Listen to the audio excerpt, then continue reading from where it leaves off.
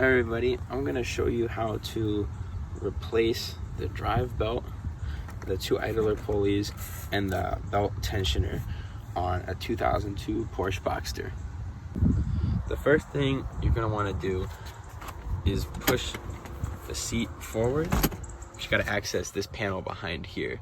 Now what you're going to want to do is remove this plastic compartment. Some models don't have it and others do. If you have it, you're just going to want to remove the little twist top thing basically right there, just like that.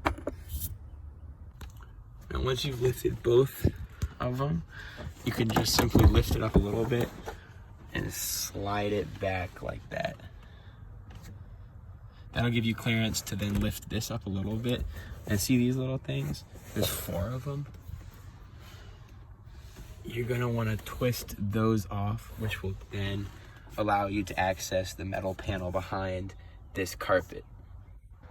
Now with the 4 little plastic caps removed, you can basically grab this, lift it up, and just pull it out. Now you're gonna use a 10mm wrench and remove every one of these bolts, and then after that the panel should slide off, showing you where the belt and the rollers are. These 2 nuts on the bottom are a little tricky to get out because you usually can't fit your wrench in the area because of the way that the little center console is. So what I find helpful is to have just a short little extension, not that long, to help you reach that area. Now all you have to do is just simply pop it off, pull it away, and that reveals your drive belt, your tension pulley, your lower idler pulley, and your upper idle pulley.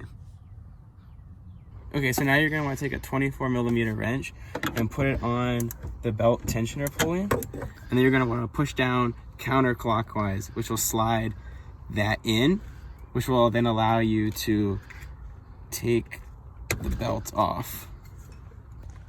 So now you're gonna wanna take a 15mm socket and put it on top of the top idler pulley.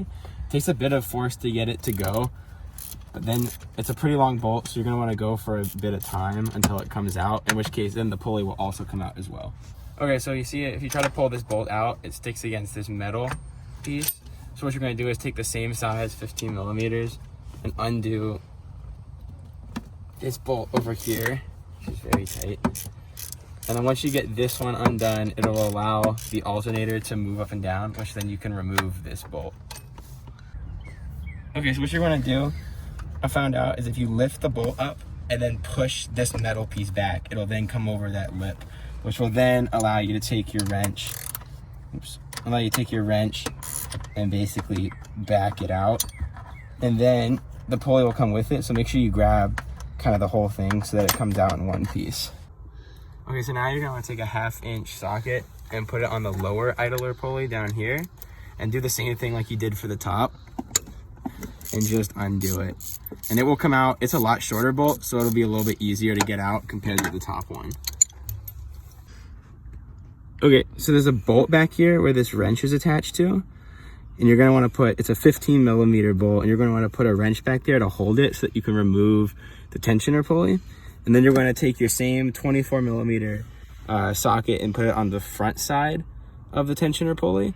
And then basically just as you would normally undo a bolt, just keep ratcheting it. The actual bolt won't come out. It'll just be loose back here and the nut is still attached to it. So all you're going to get is just the pulley. So then you can replace that. Okay, so there's 2 different pulleys that actually have 2 different part numbers. At first, I didn't think it mattered. And there's the ending with 5.8, and there's the other one that ends with 5.6. The 5.6 is for the top, and the 5.8 is for the bottom. So now you're gonna wanna take your top idler pulley and put the screw bolt through it, and re-put it back where it belongs, the top hole. Pull the metal thing so that this can go behind it, and then you're just gonna wanna screw it in. It torques to 34 foot-pounds. Okay, now I'm just gonna screw it in, and then eventually when I get it all the way in, torque it to 34 foot-pounds. Okay, to get this bolt fully seated, you're gonna wanna lift the alternator up slightly and then push the bolt back. or else you'll notice that it'll get stuck way back there where it's supposed to actually screw in. Okay, now once you have it fully installed, you're just gonna wanna tension it to 34 foot-pounds. And you'll know you're there once you hear the click. And then after you get that tight, you're gonna just wanna make sure you put your alternator bolt back in so it doesn't come loose. Now you're gonna take your lower pulley and reinstall it down here. It tightens to 17 foot-pounds. Okay, so now you're gonna wanna take your 50mm wrench, put it behind the bolt for the tension pulley. Then you're gonna wanna slide this on, and then you're gonna slide this into that. But make sure you have that washer on the front. And then you're gonna wanna screw this on like you did for the removal.